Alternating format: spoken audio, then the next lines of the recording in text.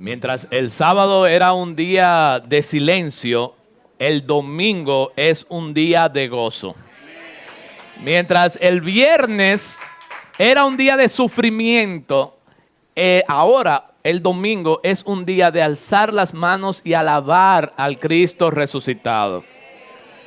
Mientras se veía que el viernes estaba todo perdido, ahora el domingo se ve con nueva esperanza de vida. Aleluya.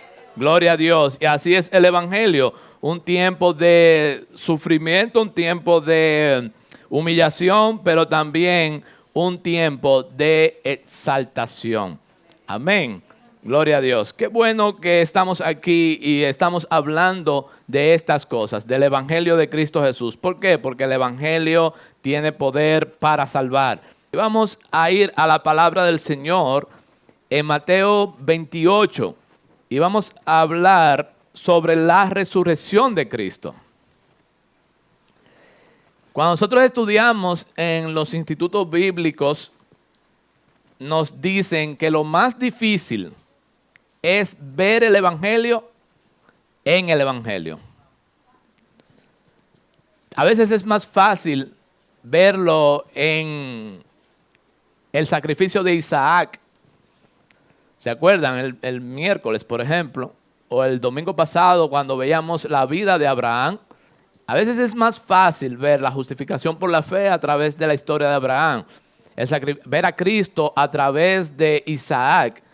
Pero muchas veces se nos hace difícil ver en los mismos discípulos y en las mismas acciones de Cristo, ver el Evangelio de Cristo.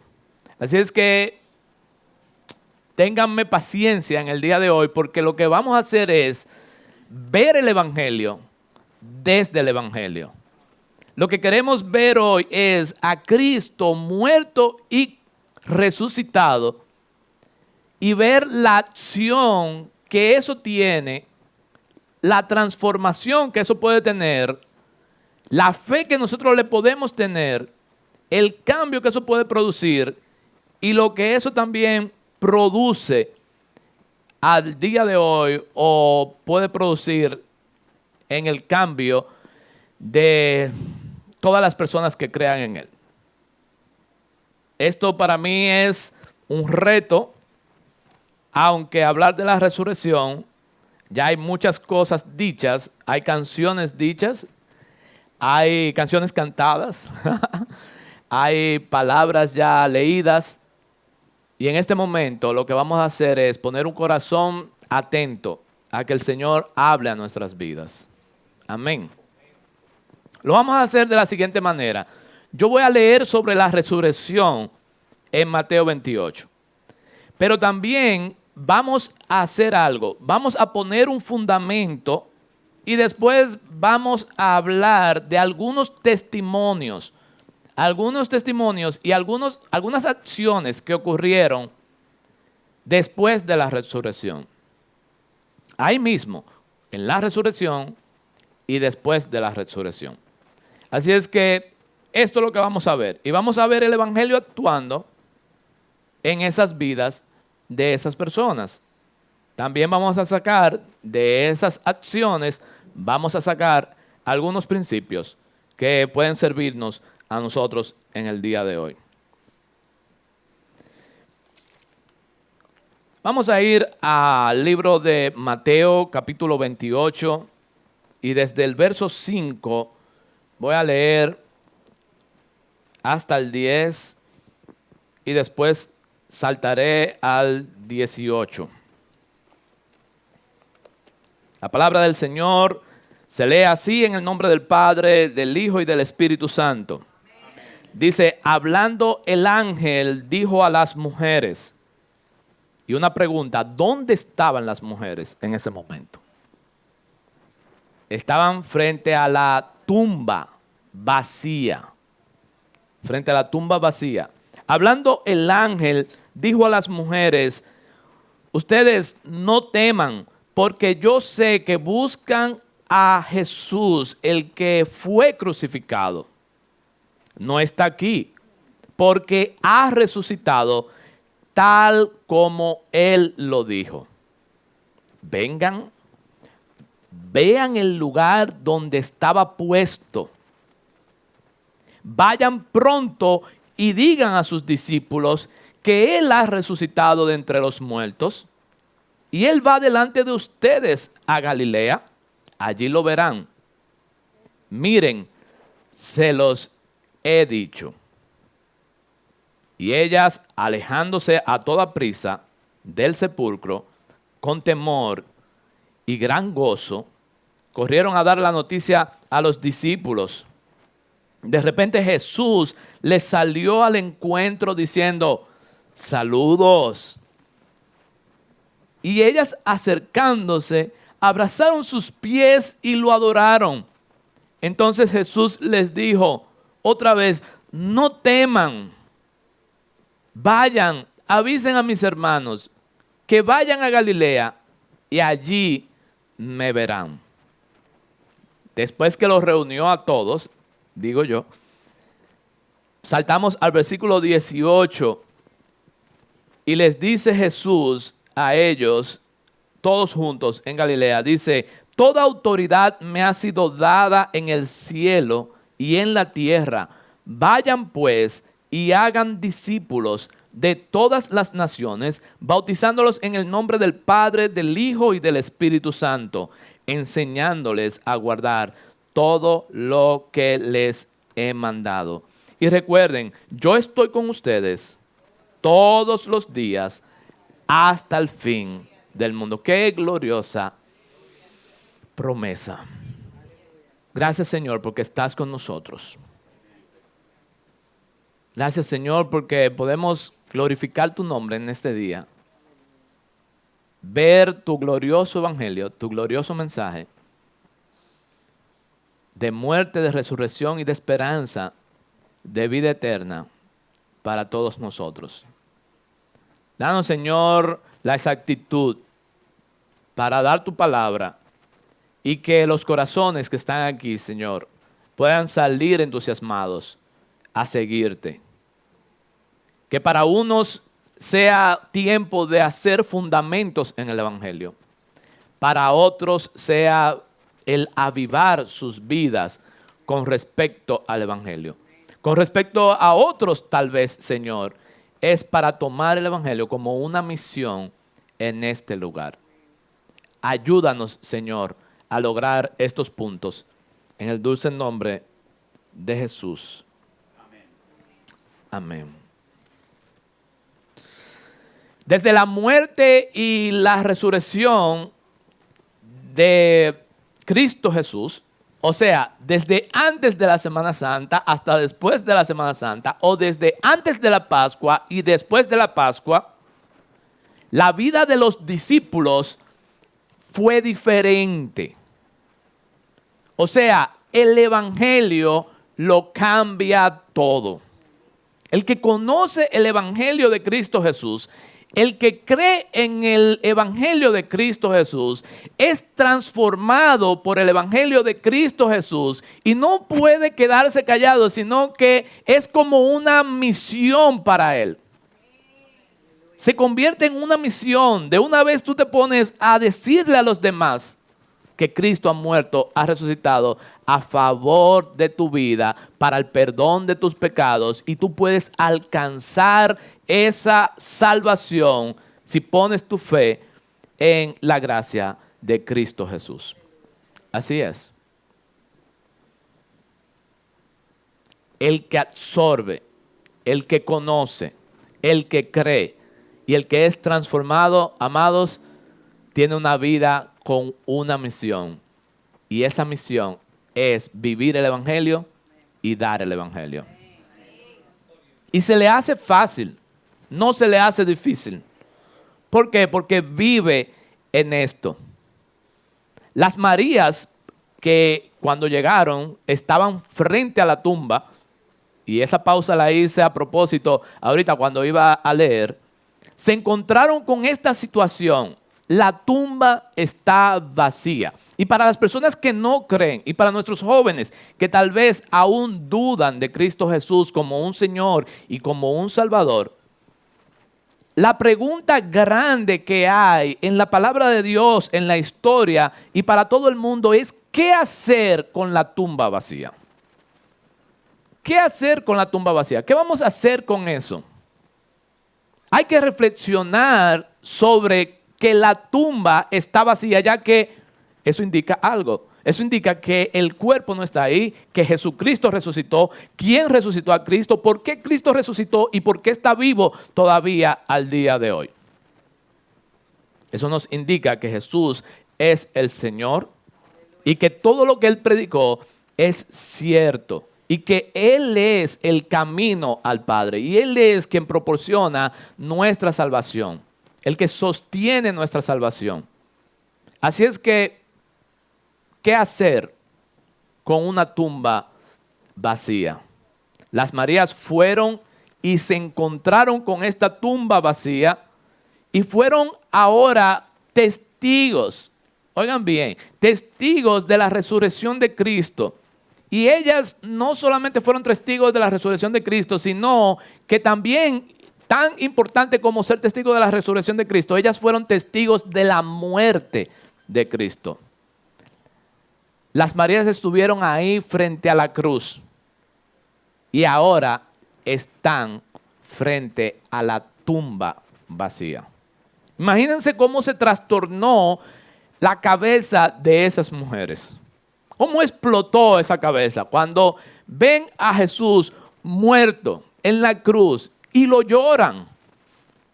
Lo lloran, escuchan todas las palabras de Jesús, ven sus quejas, ven su dolor, ven su sangre, ven sus dolores, sus maltratos, lo ven todo. Ven cuando lo bajan de la cruz y lo ponen en el sepulcro, le ponen la piedra y después los romanos le ponen el sello. Y después de eso, el domingo, ellas van a rendir un homenaje a su Señor muerto y encuentran la tumba vacía. ¿Qué es lo primero que ellas pueden creer? Bueno, que se lo robaron, que se lo robaron. Sin embargo, vienen unos ángeles para darle el testimonio especial de lo que ellas deben de creer. ¿Qué le dicen los ángeles? El que estaba aquí ha resucitado. El que estaba aquí ha resucitado. Y no obstante eso, cuando se van por el camino, ya que los ángeles le dieron una primera y como una temprana comisión, y esa comisión era de ir y decirle a los demás que Cristo había resucitado.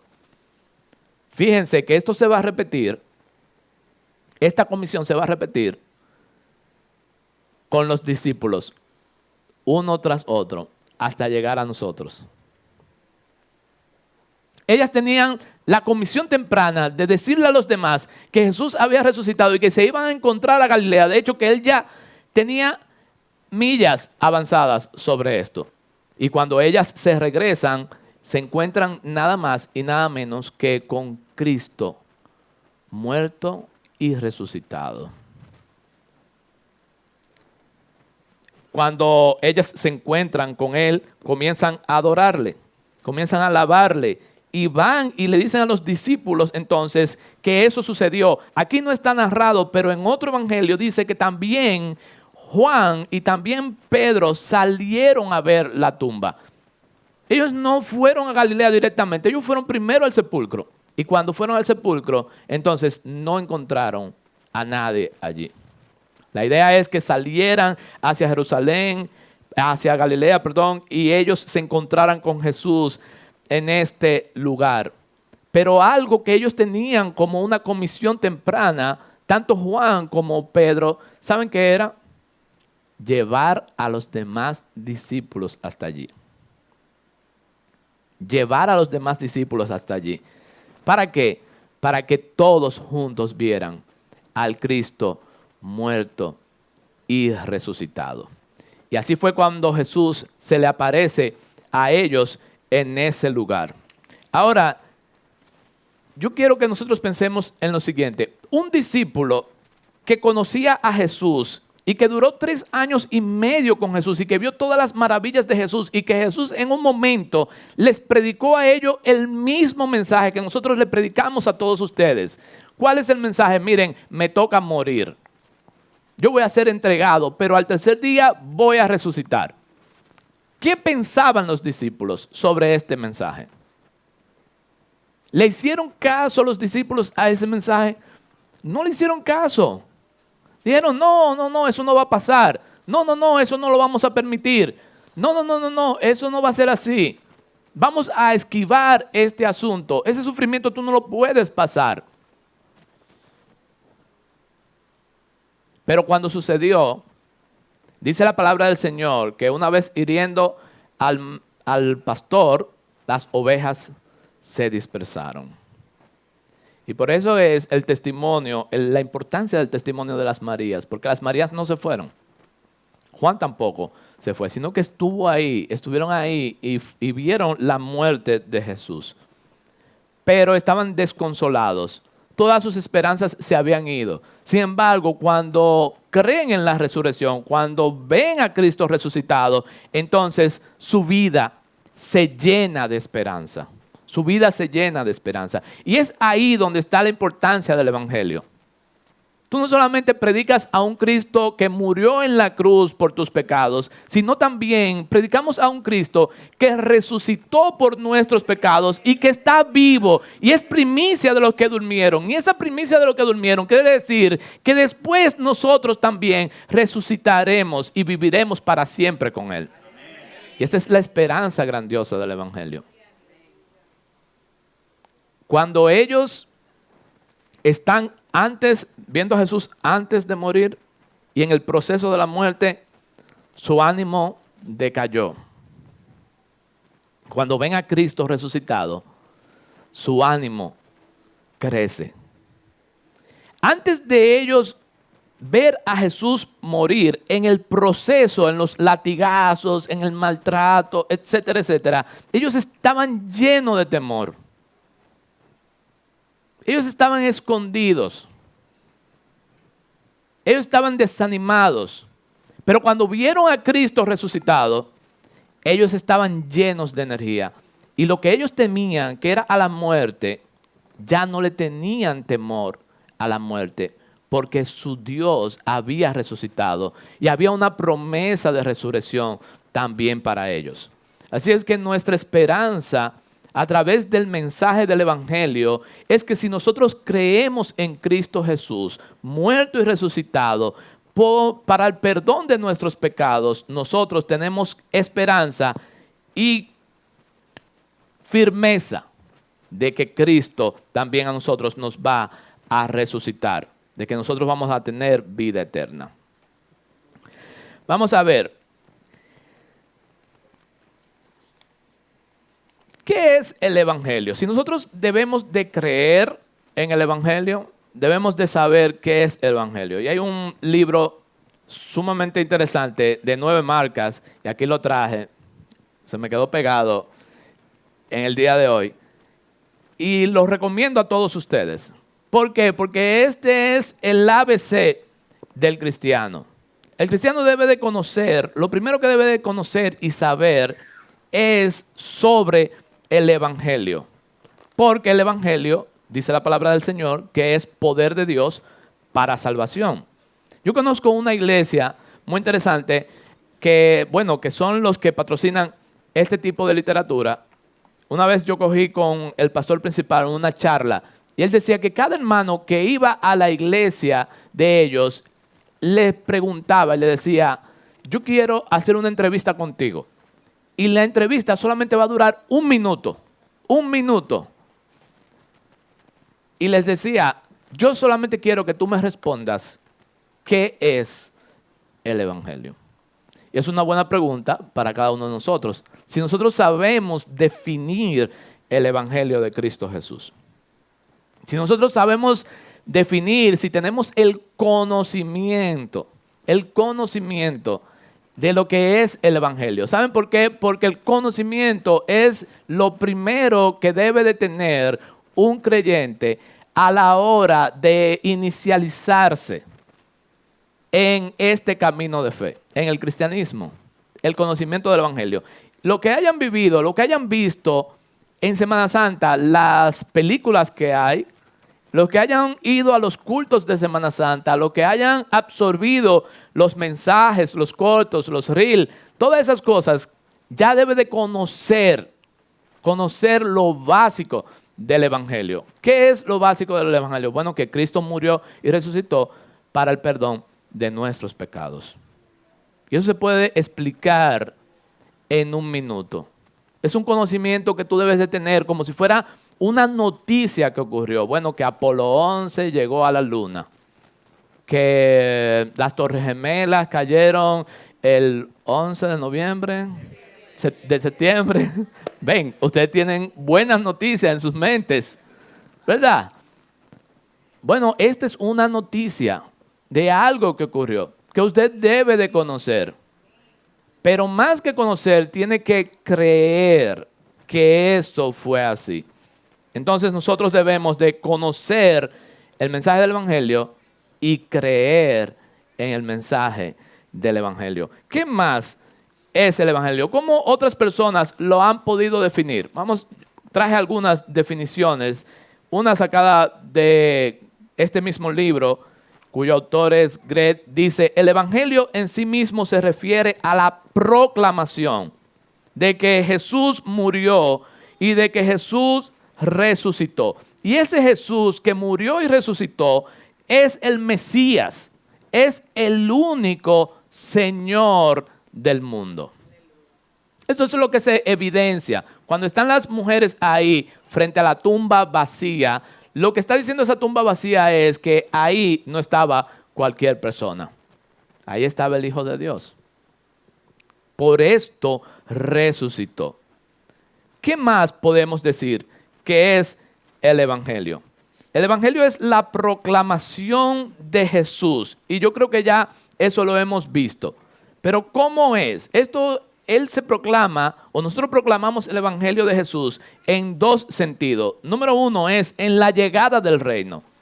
¿Se acuerdan que Jesús lo dijo? Arrepiéntanse, porque el reino de los cielos se ha acercado. El Señor Dios, que hizo el cielo y la tierra, que con el poder de su palabra se hicieron todas las cosas, se ha acercado a recuperar su reino y su dominio. Él hizo todas las cosas para Él. Todas las cosas que se hicieron para Él. Muchas veces nosotros nos equivocamos. Y vuelvo y digo, nosotros creemos siempre que las cosas giran alrededor nuestro. Nosotros creemos siempre que somos el sol, que todo gira alrededor nuestro. Pero nosotros no somos eso. Nosotros somos satélites que giramos alrededor de Cristo Jesús. Así es que Cristo Jesús, sí, alrededor de Él giran todas las cosas. Entonces, Él creó el mundo para ser un reino, para Él. Y todos los que vivan en ese mundo sean pertenecientes al reino de Cristo Jesús. Pero ahí viene el pecado, ahí viene la rebeldía, ahí viene todo lo que nosotros hemos visto, de que las personas se han apartado del Señor. Y si se han apartado del Señor, debe de haber un camino de vuelta. Y el camino de vuelta es Cristo Jesús en la cruz del Calvario. En el Evangelio de Juan dice que así como se levantó la serpiente en el desierto y las personas fueron sanadas, así también es necesario que el Hijo del Hombre sea levantado para que todo aquel que en Él crea no se pierda, mas tenga vida eterna. Y eso es interesante, ver a Cristo ahora como ese Señor que está recuperando un reino perdido. El reino inicialmente, cuando Dios creó todas las cosas, era de Él. Todo obedecía a Él. Cuando llega el pecado, las cosas comenzaron a dañarse. Cuando llega Cristo, empieza entonces la reconquista de su reino. Y esto es lo que está explicando esta definición sobre la proclamación del Evangelio y la llegada del reino de Dios. Ahora bien, la segunda fase que dice esta definición sobre el Evangelio, dice que las buenas nuevas de que en su muerte y en su resurrección Jesús hizo posible el reino de Dios para nosotros. O sea, todo aquel que cree en Cristo Jesús, que Él murió y resucitó, entonces es asequible, es posible la entrada de nosotros, los creyentes, al reino de Cristo Jesús. Cuando nosotros avanzamos en el conocimiento del reino de Dios o cuando avanzamos en el conocimiento del Evangelio, simplemente nosotros estamos avanzando a una vida de mayor profundidad en el Señor, a una vida de mayor devoción, a una vida de mayor conexión con el Señor. Hay algo que para mí es espectacular.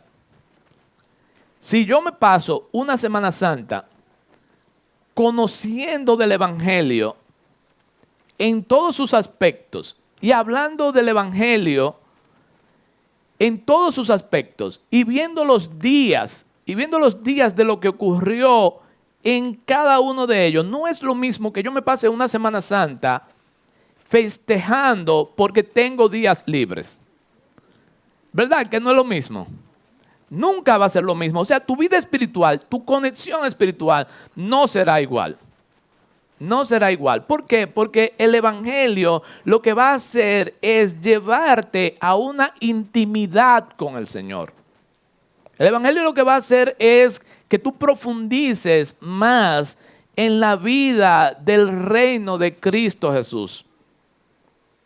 Por el contrario, cuando tú pasas una Semana Santa, y de hecho todo lo hemos hecho, todo lo hemos hecho.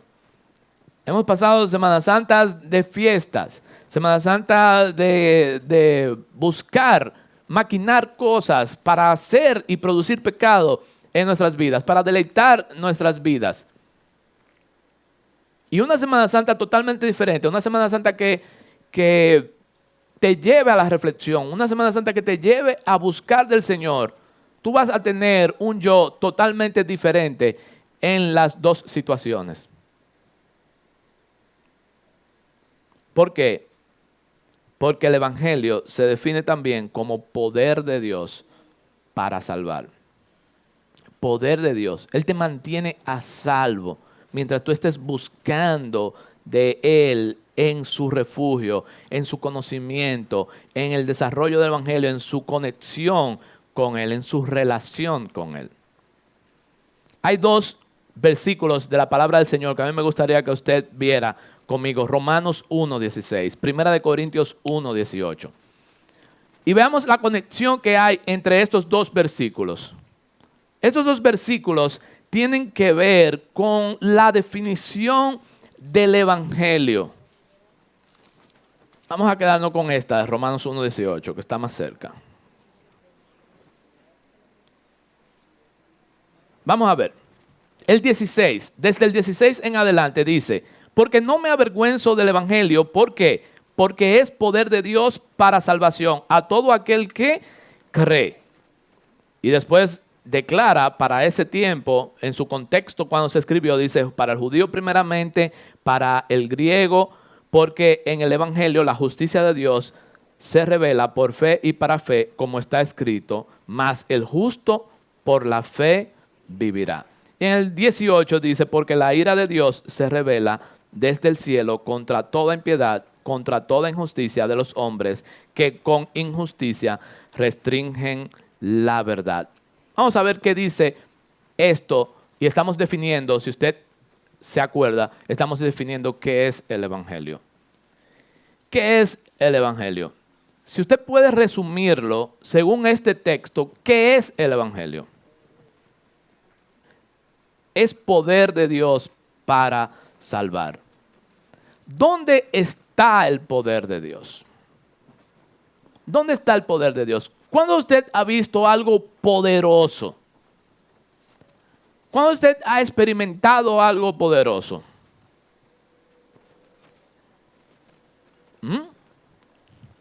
Vamos a ver, si nosotros hemos pasado por un ciclón, y por un temblor. ¿Cuántos han pasado por un huracán? ¿Y cuántos han pasado por un terremoto?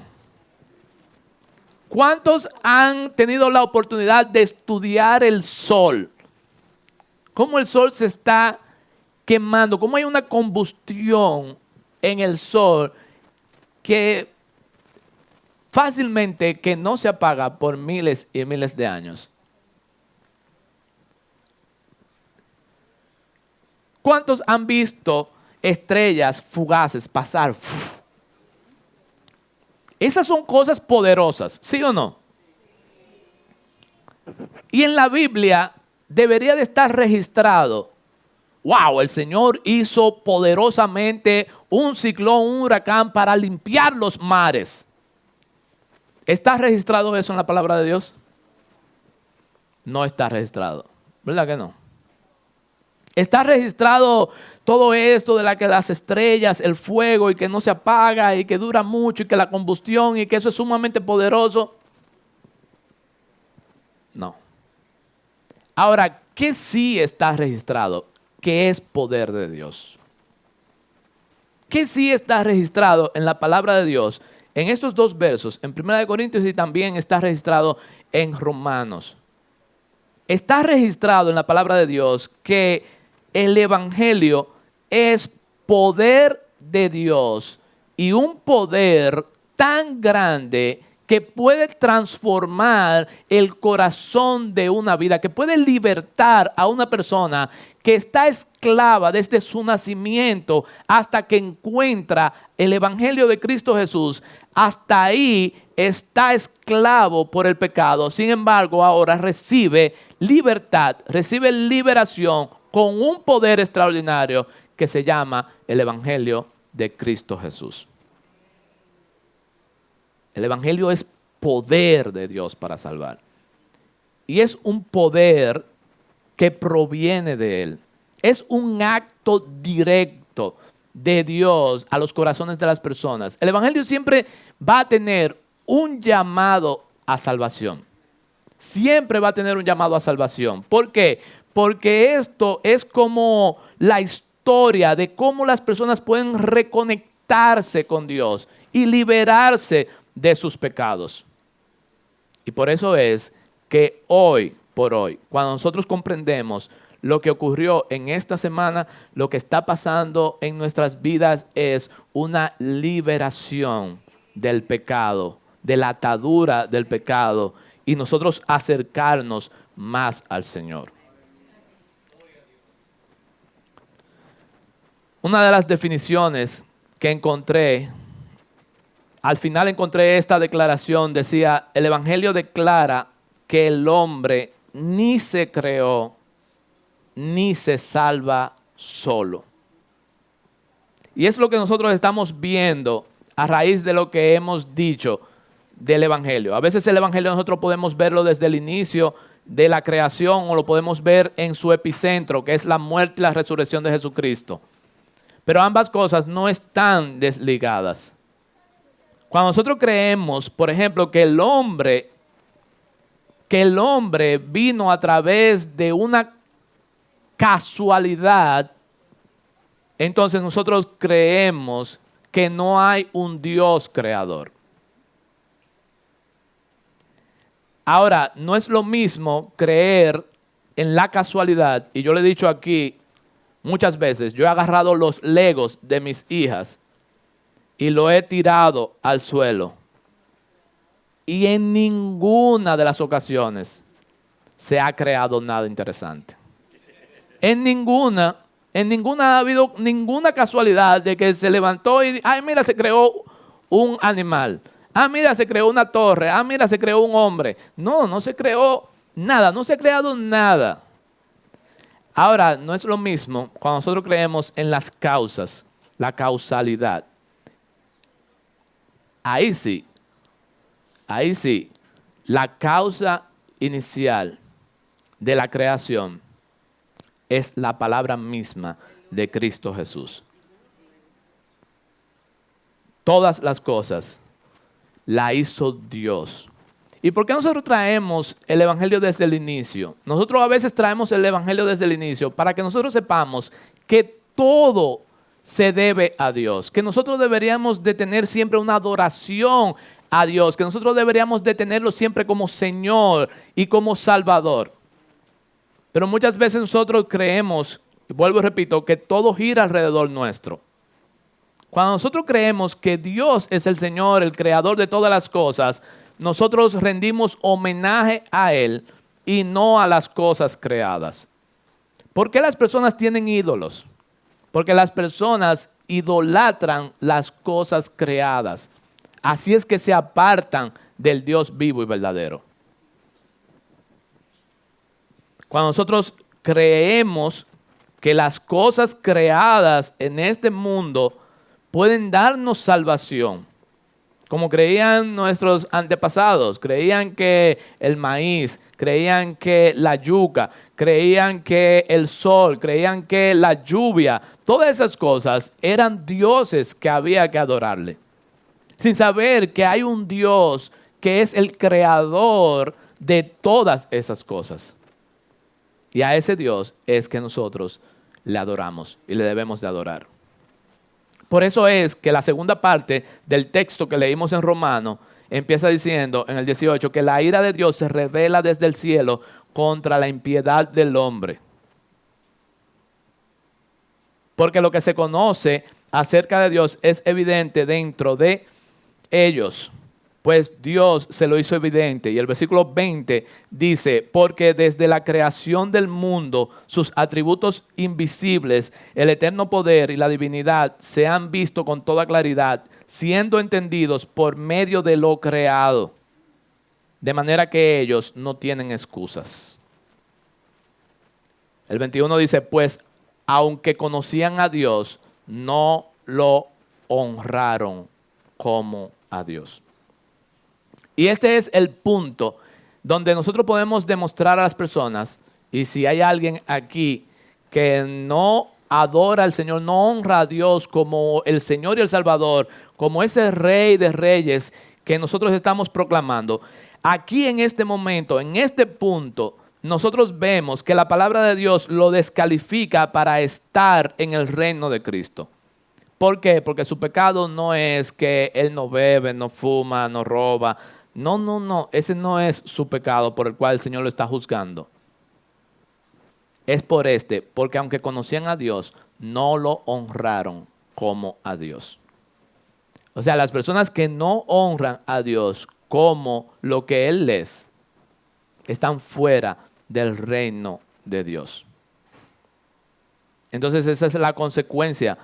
Dice más adelante el versículo 24 que por lo cual Dios lo entregó entonces a la impureza, a la lujuria de sus corazones, de modo que deshonraron entre sí sus propios cuerpos, porque ellos cambiaron la verdad de Dios por la mentira y adoraron y sirvieron a la criatura en lugar del Creador, quien es bendito por los siglos de los siglos. Entonces, bien, ¿qué nosotros vamos a hacer frente a una vida de pecado y frente al Evangelio? O sea, tenemos una vida de pecado y tenemos el Evangelio aquí, la Semana Santa, la muerte, la resurrección de Cristo, Cristo acercándose al hombre. ¿Qué vamos a hacer nosotros frente a eso? Es una buena pregunta. El hombre tiene que rendir cuentas delante de Dios. Mediante a ese conocimiento, y ese es nuestro punto general, el conocer el Evangelio. Mediante el conocimiento del Evangelio, saber que Cristo Jesús dejó vacía la tumba. Nosotros con ese conocimiento debemos de rendir cuentas de nuestras vidas delante del Señor, delante de Jesús. Nosotros debemos de rendir cuentas por nuestros pecados delante de Dios. Nosotros nos hemos rebelado contra Dios y la solución es una sola delante de esto. ¿Cuál es? Es buscar la justicia de Dios a través de Jesucristo. Tal como nosotros predicábamos el miércoles, El Cordero sustituto es lo que nosotros necesitamos hoy. Nosotros necesitamos a alguien que pague por nuestros pecados. Nosotros necesitamos a alguien que muera por nosotros. Y ese fue Cristo Jesús. Cristo Jesús murió por nosotros. Si nosotros creemos en eso, nuestra vida va a cambiar completamente. O debe de cambiar completamente. Por eso es que hay un enunciado de un pastor famoso que dice: la Pascua lo cambia todo. La Pascua todo lo cambia porque salva y renueva. Yo quiero que nosotros volvamos a leer un versículo que nosotros estábamos leyendo al principio del culto. Fue en Corintios. Primera de Corintios 15.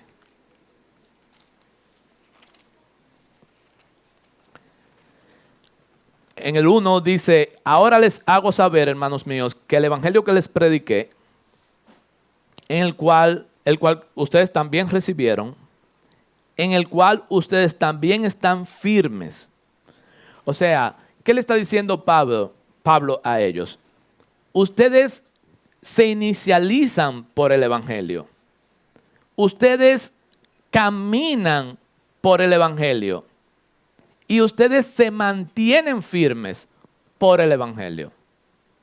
O sea, el evangelio del Señor no solamente sirve para darnos a nosotros la salvación, sino también la renovación de nuestros pecados. Nosotros necesitamos salvación. Imagínense una pareja, Bian y yo. Nosotros individualmente necesitamos salvación. Ahora bien, ¿cómo se sana una vida de pleitos entre dos creyentes? Si no es aplicando el evangelio de Cristo Jesús, el perdón. Por ejemplo, la humildad de Cristo Jesús. Otro ejemplo.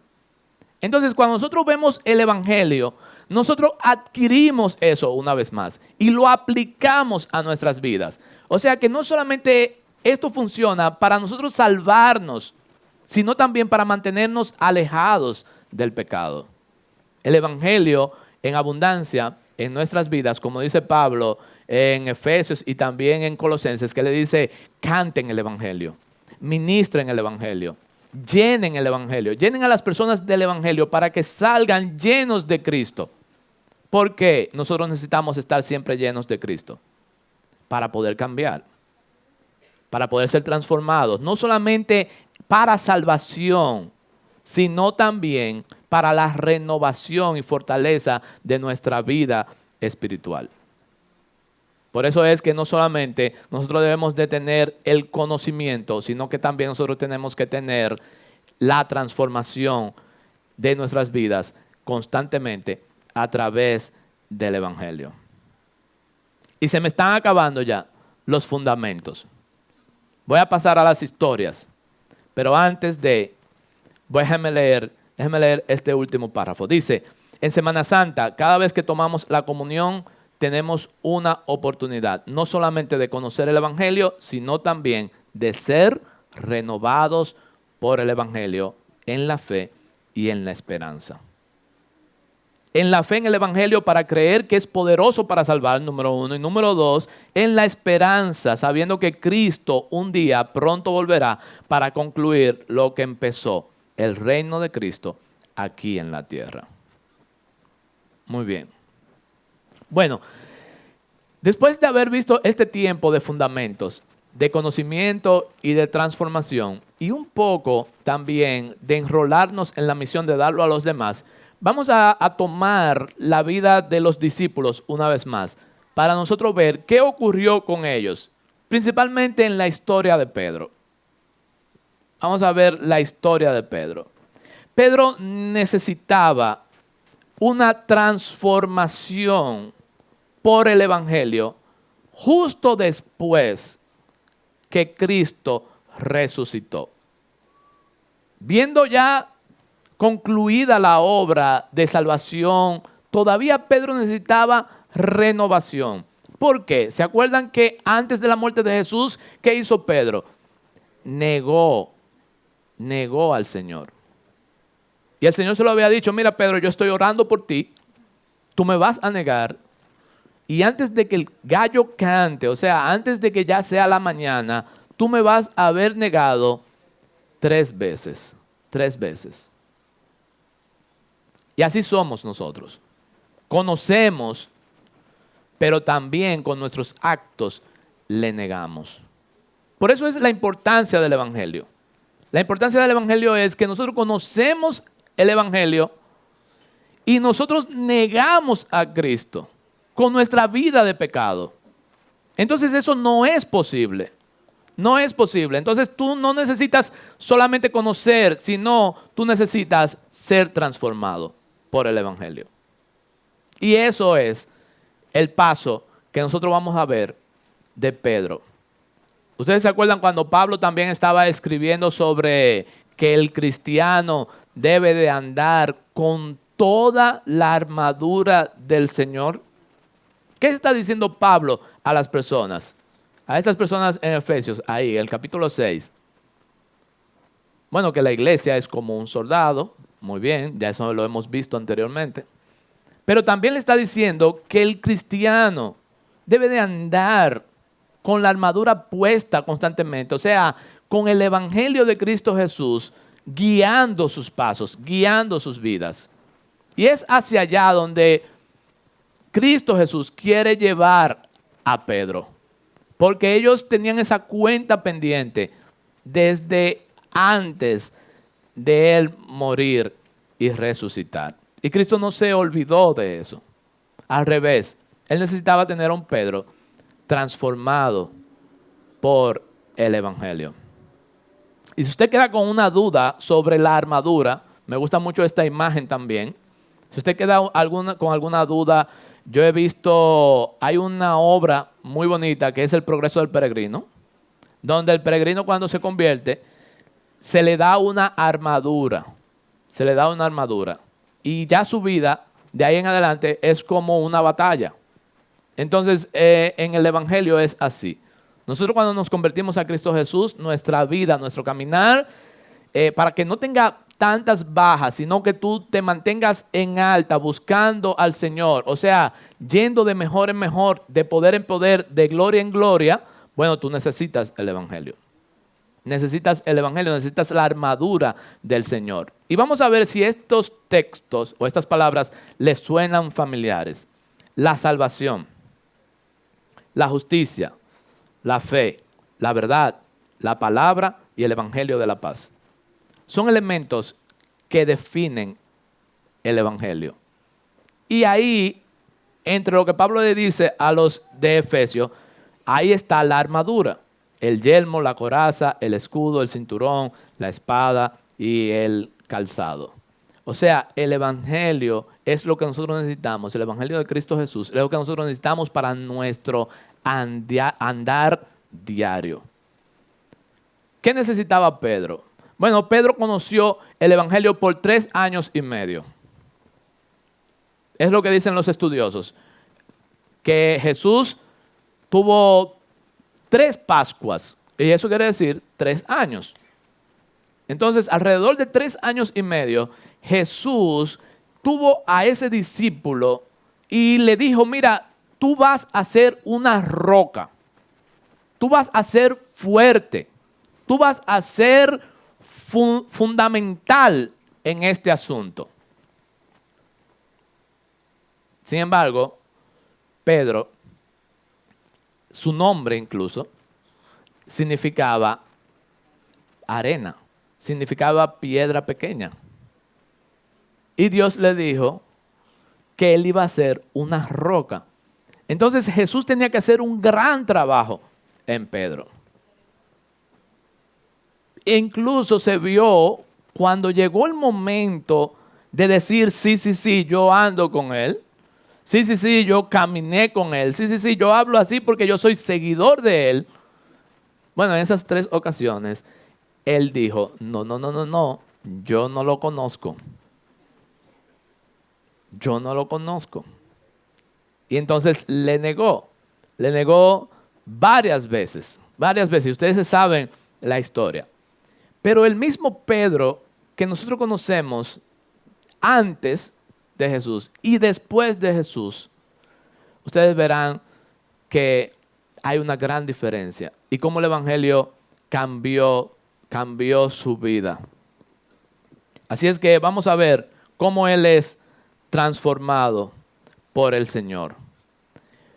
Cuando Jesús resucita y Pedro va a la tumba, después que las mujeres ven a Jesús y ven la tumba vacía, Pedro y Juan corren a la tumba, no encuentran a Jesús, entonces se van a Galilea y allí se quieren encontrar con Jesús y no encuentran a Jesús. De hecho, se ponen a pescar. ¿Se acuerdan de esa pesca milagrosa? La pesca milagrosa. ¿Usted no se ha preguntado por qué aparece en la Biblia la pesca milagrosa 2 veces? La pesca milagrosa aparece la primera vez cuando Pedro está pescando frustrado en Galilea y no tiene dinero para nada, sino que su vida se está volviendo un desastre. Y ahí viene Jesús y ahí conoce a Jesús por primera vez en una pesca milagrosa. Pero después, cuando Jesús muere y resucita y se encuentran en Galilea, se encuentra con Jesús allí una vez más en otra pesca. Y ellos están pescando. Y ya Jesús había pescado por ellos. Ya tenía él el pescado hecho, el desayuno y todo. Cuando él se dio cuenta que era Jesús, se tiró y comenzó a nadar y se le tiró encima a Jesús en adoración. Qué interesante es que las mujeres la adoraron, Pedro la adoró y Jesús no le puso impedimento a ellos para que la adoraran, sino que ellos adoraron al Señor y el Señor se lo permitió, porque Él era su Señor. Y ahora va a ser alguien que va a transformar sus vidas. ¿Y cómo Él transforma a Pedro? Él va directamente al corazón. Él va directamente al corazón de Pedro, porque el Evangelio no empieza diciéndote, mira, esa ropa es así, esa ropa está así, o esa acción que tú hiciste, o esa música, o ese lugar. No, el Evangelio no inicia así. Si alguien inicia así el Evangelio con ustedes, díganle, tú no me estás predicando el Evangelio. O si ustedes ven a alguien en las redes, que se usa mucho ahora, eso, predicando el Evangelio con cosas externas, ese no es el Evangelio de Cristo Jesús. El Evangelio de Cristo Jesús va directo al corazón, inicialmente, y el cambio es de adentro hacia afuera. Entonces, la transformación, la renovación es de adentro hacia afuera. De hecho, el Evangelio es para nosotros reconectar en amistad con Dios. Es para que nuestro corazón esté conectado con el corazón de Cristo. Y así entonces Cristo, conectado al corazón del Padre, nos lleva al Padre.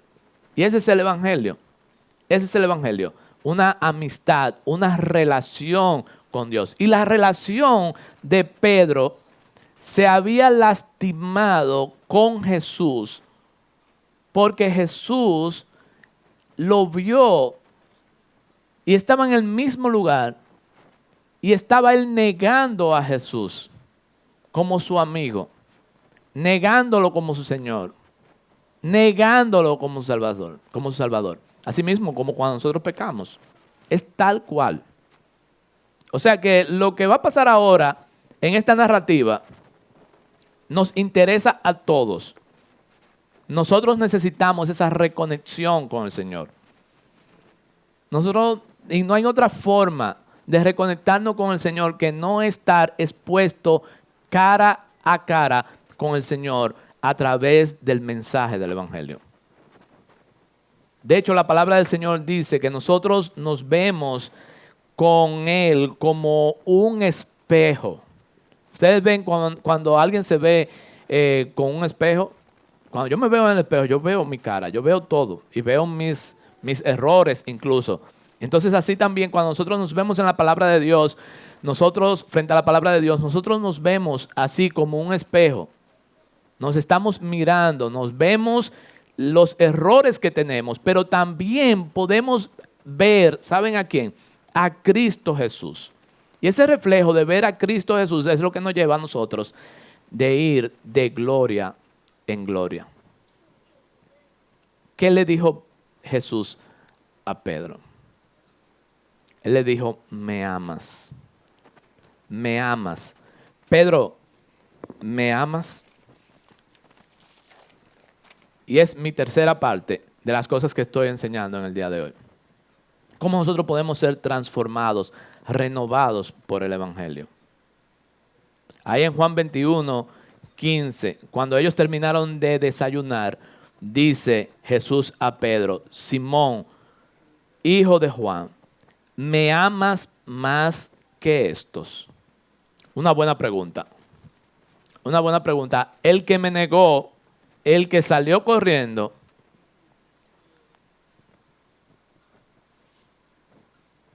me ama. El que ha pecado,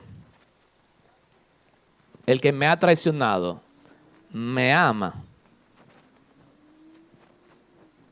Me amas más. O sea, Él está diciendo, ¿dónde está tu corazón hacia mí? El corazón de Jesús hacia Él estaba claro. Jesús quería conectar con Él. Él nunca había dejado de amarle. De hecho, Él murió y resucitó por los pecados de Pedro. Él fue frente al trono celestial, Jesús. Fue frente al trono celestial como un cordero a presentar la ofrenda sustitutiva por los pecados de Pedro. Eso es importante que nosotros lo sepamos. Jesús llevó ante el altar de Dios los pecados de Pedro. Y por eso es que viene su perdón. Por eso es que Él está perdonado.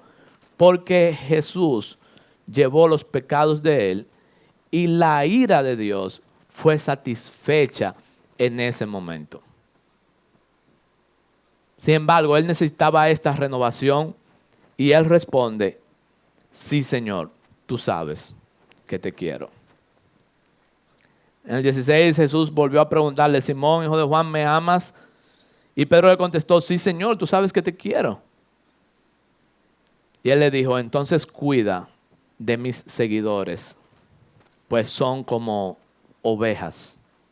Por tercera vez le dijo, Simón, hijo de Juan, ¿me amas o me quieres? Y él se puso muy triste de que por 3 veces le preguntara si lo quería. Entonces le contestó, Señor, tú lo sabes todo. Tú sabes que te quiero. Y Jesús le dijo, entonces cuida mis ovejas. Cuando tú eras joven te vestías e ibas donde quiera, pero te aseguro que cuando seas viejo extenderás tus brazos para que otra persona te vista y te llevará donde tú no quieres ir. Y Jesús les decía esto, ¿saben por qué? Porque Él iba a morir de una mala manera. Y cómo de esa manera iba a honrar a Dios. Y al final Jesús le dice, sígueme, sígueme. El encontrarse con Jesús llevó a la reflexión de Pedro de dónde él estaba y de dónde él debía de estar. No es al revés. No es al revés. Muchas veces nosotros vemos el Evangelio como ¿cómo el Señor estará conmigo? Que si está guapo, que si está feliz, que si está... Regularmente nosotros vemos nuestros pecados desde ese punto de vista. Pero el punto de vista aquí es, ¿dónde estaba Pedro y dónde Jesús quería que él estuviera? Pedro estaba, que le había negado y él tenía que mostrar una afiliación con el Señor y seguir la obra que él quería, que Jesús quería que Pedro hiciera. Entonces, esa renovación de Pedro lo llevó a ser el Pedro que nosotros conocemos. Claro, a todo esto sabemos que el poder del Espíritu Santo después le da una capacitación especial a Pedro para predicar, etcétera, etcétera. Pero su vida de conexión con Dios, su vida de conexión con Dios, su renovación espiritual dependió de este encuentro con Jesús. Y nosotros debemos de propiciar encuentros parecidos así con el Señor. ¿Para qué? Para que nosotros que nos hemos quedado en algún lugar, enchivados en algún momento, con algún tipo de pecado, con algún tipo de ropa vieja o lo que sea, nosotros volvamos al Señor y estemos de algún modo en el punto, en el lugar